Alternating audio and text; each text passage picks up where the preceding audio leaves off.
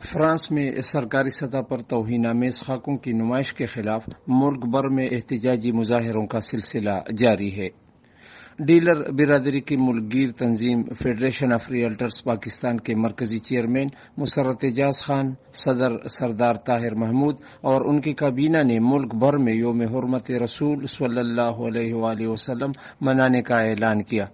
اس سلسلے میں صوبہ خیبر پختونخوا کے دیگر اضلاع کی طرح ضلع نوشہرہ میں بھی پراپرٹی ڈیلر ایسوسی ایشن وابڈا ٹاؤن ضلع نوشہرہ کے زیر اہتمام فرانسیسی صدر اور حکومت کے خلاف احتجاجی مظاہرہ ہوا، جس میں مظاہرین نے کتبے اور بینر اٹھا رکھے تھے۔ فرانس مرد آباد اور تاج و تخت ختم نبوت زندہ باد کے پرشگاف نعروں اور قوت ایمانی و عشق مصطفیٰ صلی اللہ علیہ وآلہ وسلم سے مزین مسجد بلال وابڈا ٹاؤن تاروجبہ سے شروع ہونے والی احتجاجی ریلی جی ٹی روڈ پر ختم ہونے سے پہلے ایک جلسہ کی صورت اختیار کر گئی،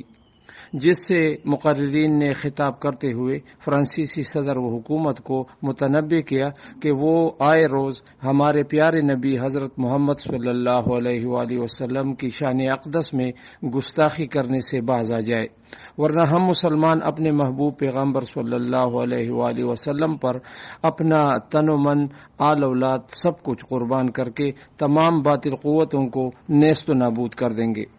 مقررین نے مسلمانوں سے فرانسیسی مصنوعات کی مکمل بائیکاٹ اور حکومت وقت سے فرانس کے سفیر کی ملک بدری کا بھی مطالبہ کیا۔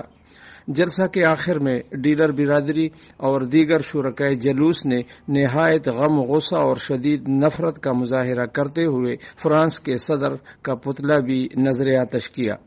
نوشیروان عادل، ملاکن ٹی وی، وابڈا ٹاؤن تاروجبہ، ضلع نوشہرہ۔